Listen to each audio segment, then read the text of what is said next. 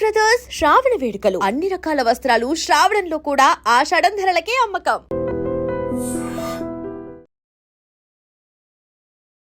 తల్లి ఒకవైపు పిల్లలు ఇద్దరు చెరోవైపు ఎంత దారుణంగా అసలు కొట్టి చంపారు అంటే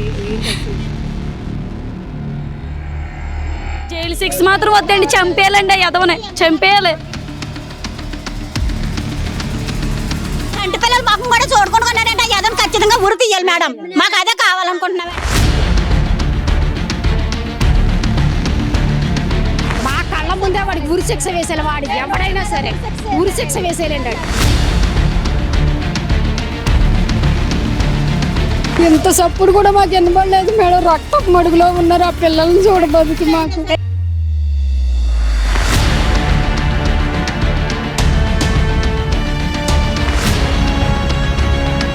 కుటుంబంలో ముగ్గురిని అంత కిరాతకంగా చెప్పాడంటే ఎలాంటి న్యాయం అంటే ఇప్పుడు వాడెవడో తెలవాలి మేడం. తెలిసి మా ఆడిని కుక్కని ఇడుచుకొచ్చినట్టు ఇడుచుకొచ్చి మాకే అప్పచెప్పాలి మేడం.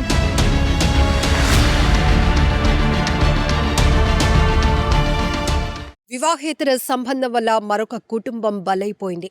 కాకినాడ జిల్లా సామర్లకోటలో జరిగిన ట్రిపుల్ మర్డర్ మిస్టరీ వీడింది. సురేష్ అనే వ్యక్తితో మాధురికి ఉన్నటువంటి వివాహేతర సంబంధమే ఆమెతో పాటు ఆమె ఇద్దరు పిల్లలు 8, 6 ఏళ్ల ఇద్దరు అమ్మాయిల ప్రాణాలు కూడా బలైపోయినటువంటి దారుణమైన ఘటన. ఈ ఘటనకు కారణాలేంటో తెలియకముందు ప్రతి ఒక్కరు కూడా అనేక రకాల కోణాల్లో విశ్లేషణలు మొదలయ్యాయి. మరొక వైపు పోలీసులు కూడా బృందాలుగా విడిపోయి మరి ఈ కేసు దర్యాప్తు కొనసాగించారు. అయితే చనిపోయిన తర్వాత అంటే ఈ తల్లి మాధురితో పాటు ఇద్దరు పిల్లలు 8 ఏళ్ల నిసి, 6 సంవత్సరాల ప్రైజీని కూడా అత్యంత కిరాతకంగా బలమైన ఆయుధంతో రాడ్డుతో కొట్టి, అలాగని చిన్న పిల్లలు అని కనీసం కనికరం కూడా లేకుండా పిల్లల గొంతు నొక్కి, కాళ్ళతో గొంతు నొక్కి మెడను విరిచేసి అత్యంత పాశవికంగా హత్య చేసిన తర్వాత వచ్చినటువంటి ఆ దుర్మార్గుడు ఆ మాధురి సెల్ ఫోన్ను కూడా తీసుకువెళ్ళిపోయాడు. దీంతో టెక్నికల్ ఎవిడెన్స్ని బేస్ చేసుకుని కేసు దర్యాప్తును కొనసాగించారు పోలీసులు. సో సెల్ ఫోన్ సిగ్నల్స్ ఆధారంగా ట్రేస్ చేస్తే గనక ఆ ఫోన్ కాస్త పాలకొల్లులో దొరికింది. దీంతో పాలకొల్లులో ఉన్నటువంటి ఈ సురేష్ అనే వ్యక్తిని పోలీసులు అదుపులోనికి తీసుకున్నారు. ఈ ములపర్తి మాధురితో సురేష్కి గత కొన్నేళ్లుగా వివాహేతర సంబంధం కొనసాగుతోంది. ఈ విషయం స్థానికంగా ఉన్న చుట్టుపక్కల వాళ్ళకి కూడా తెలుసు. వాళ్ళ ద్వారా భర్త అయినటువంటి ధను ప్రసాద్కి కూడా తన భార్య గురించి తెలిసింది. ఈ సురేష్ మాధురిల వివాహేతర సంబంధం గురించి తెలిసిన తర్వాత భర్త మందలించడం, అలాగే భర్తకు తెలిసిపోయింది కాబట్టి ఇక ముందుకి ఇలాంటి వ్యవహారాలు కొనసాగించడం కరెక్ట్ కాదు, పిల్లలతో జాగ్రత్తగా ఉండాల్సిన పరిస్థితి ఉంది అని మాధురి ఈ సురేష్ అనే వ్యక్తిని అవాయిడ్ చేస్తూ వస్తుంది. ఇద్దరి మధ్య తగాదాలు కూడా జరుగుతున్నాయి. అయితే మొన్న ఆ సురేష్ అనే వ్యక్తి భర్త లేనటువంటి సమయంలో, ఎందుకంటే ఆల్రెడీ వీళ్ళిద్దరి మధ్య రిలేషన్ ఉంది కాబట్టి ఏ టైంలో మాధురి భర్త డ్యూటీకి వెళ్తాడు, ఎక్కడ చేస్తున్నాడు, ఏ టైంలో ఇంట్లో ఉంటాడు, ఈ పరిస్థితులన్నీ అతనికి తెలుస్తాయి. కాబట్టి మాధురి భర్త ధను ప్రసాద్ కూడా ఓ కంపెనీలో బొలెరో డ్రైవర్గా పనిచేస్తున్నాడు. ఈ సురేష్ అనే వ్యక్తి లారీ డ్రైవర్గా పనిచేస్తున్నాడు. ఇతనితో గత కొన్ని సంవత్సరాలుగా వివాహేతర సంబంధం కొనసాగిస్తున్నటువంటి మాధురి దూరం పెడుతూ వచ్చింది. దీంతో మొన్న భర్త లేనటువంటి సమయంలో అర్ధరాత్రి 1 గంట సమయంలో ఇంటికి వచ్చినటువంటి సురేష్ ఫ్రంట్ డోర్ వైపు కాకుండా బ్యాక్ సైడ్ నుంచి కూడా వాళ్ళకి ఇంట్లోనికి వెళ్ళటానికి ఒక వే ఉంటుంది. సో అటువైపుగా రావటం, ఆ అర్ధరాత్రి సమయంలోని మాధురి, సురేష్ ఇద్దరు కూడా ఘర్షణకు పడటం, అదే సమయంలో బలమైన రాడ్డుతో మాధురి తలపైన అతను గాయపరిచాడు. తల్లి కేకలతో ఒక్కసారిగా బెదిరిపోయి లేచినటువంటి ఆ నిసి పాపని కూడా, ప్రైజీని, ఇద్దరిని కూడా అత్యంత పాశవికంగా ఒక మృగం కన్నా దారుణంగా ప్రవర్తించినటువంటి సురేష్ని ఎలా శిక్షించాలో కూడా మాటలు సరిపోవటం లేదు. ఎందుకంటే పిల్లలు అనేటప్పటికీ వాళ్ళని చూస్తే ఎవరికైనా కనికరం పుడుతుంది. కానీ ఇక్కడ వీళ్ళిద్దరి మధ్య జరిగినటువంటి వ్యవహారం కాస్త ఇద్దరు అమాయకమైనటువంటి చిన్నారులను బలి తీసుకున్నటువంటి దారుణాతి దారుణమైన ఘటన ప్రతి ఒక్కరి కంట కన్నీళ్లు పెట్టిస్తోంది. ఎందుకంటే ఆమె భర్తకు తెలిసిపోయింది, ఇక నేను ఇలాంటివి కొనసాగించకూడదు అని దూరం పెట్టిన క్రమంలో, అయితే ఈ సురేష్కి కూడా మ్యారేజ్ అయింది, ఇద్దరు పిల్లలు ఉన్నట్టుగా తెలుస్తోంది. సో ఇలాంటి వ్యక్తి ఇంత దారుణాతి దారుణంగా, అది కూడా అదే ప్రాంతంలో ఉంటున్నాడు ఈ సురేష్ కూడా. భర్త డ్యూటీకి వెళ్ళిపోయిన తర్వాత ఈ వ్యక్తి ఇంటికి వెళ్తూ ఉండటం స్థానికులు కూడా కొంత గమనించారు.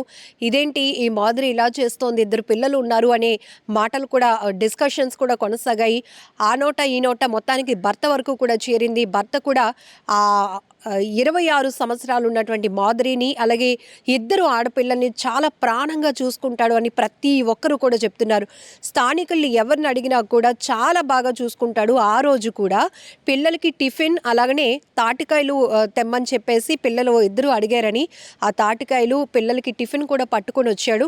అయితే ఫ్రంట్ డోర్ ఎంత కొడుతున్నా కూడా మాధురి మాధురి అని పిలుస్తుంటే తలుపులు తీయటం లేదు, తాళం వేసింది అని చెప్పి అతనికి డౌట్ వచ్చి పక్కన సందు నుంచి వెనక వైపు వెళ్ళేటప్పటికి ఆ డోర్ ఓపెన్ చేసి ఉంది. అతను ఒక్కసారిగా పిలుస్తూనే లోపలికి అడుగు పెట్టేటప్పటికి ఒక్కసారిగా నివ్వెరపోయాడు. గుండె ఆగిపోయినంత పనైపోయింది ధనుప్రసాద్కి.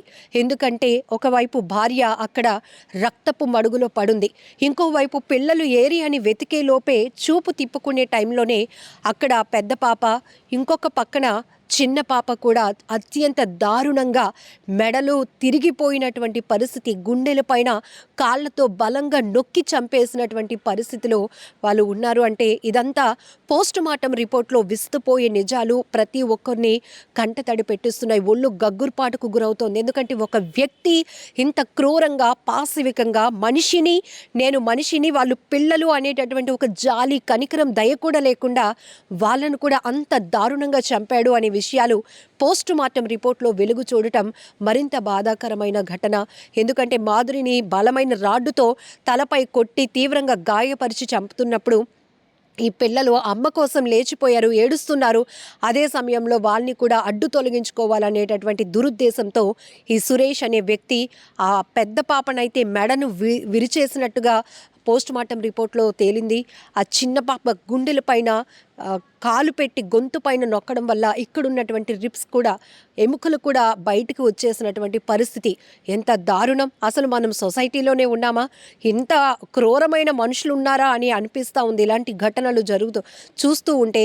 సో ఇక్కడ వీరిద్దరి వివాహేతర సంబంధం వల్ల ఒక కుటుంబమే పూర్తిగా కనుమరుగైనటువంటి పరిస్థితి అయిపోయింది. ఇప్పుడు ఆ ధనుప్రసాద్ ఒకవైపు భార్య కోసం, మరొక వైపు 2 పిల్లల్ని పోగొట్టుకొని గుండెలు బాదుకుంటూ రోధిస్తున్నాడు.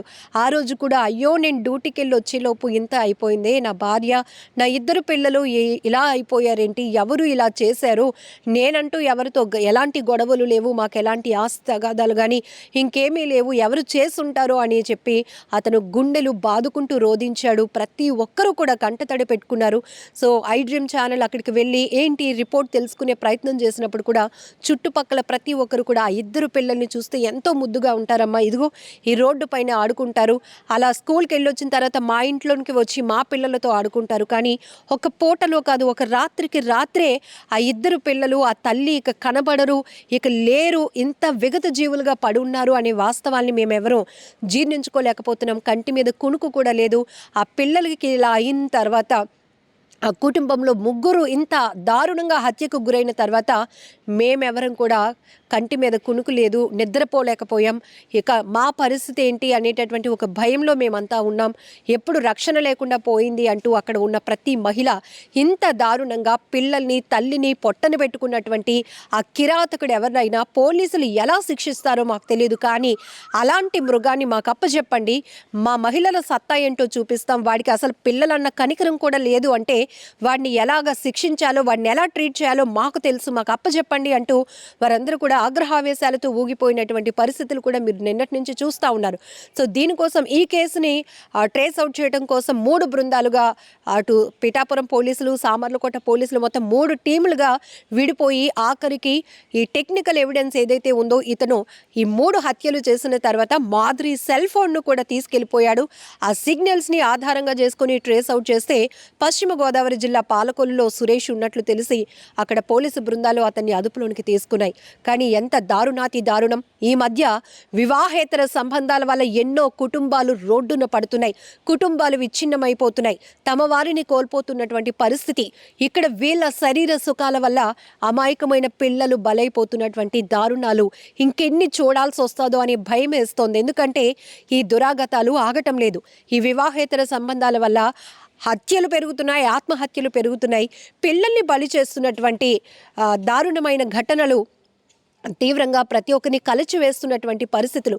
ఇక్కడ కూడా ఆ పిల్లలు చక్కగా స్కూల్కి వెళ్తారట, సండే అయితే చర్చ్కి చాలా అందంగా రెడీ అవుతారంట, అందరినీ అమ్మమ్మ అని, ఆంటీ అని, అక్క అని ఆప్యాయంగా పిలుస్తూ ఉంటారట. అవన్నీ గుర్తు చేసుకుంటూ స్థానికులు, ఇంటి చుట్టుపక్కల వాళ్ళు వారందరూ కూడా ఎంతగా కన్నీళ్లు పెట్టుకున్నారంటే మాటలు కూడా రావటం లేదు. కానీ ఇలాంటివి ఘటనలు చూసిన తర్వాతైనా ఆడవాళ్ళైనా మగవాళ్ళైనా మారాలి.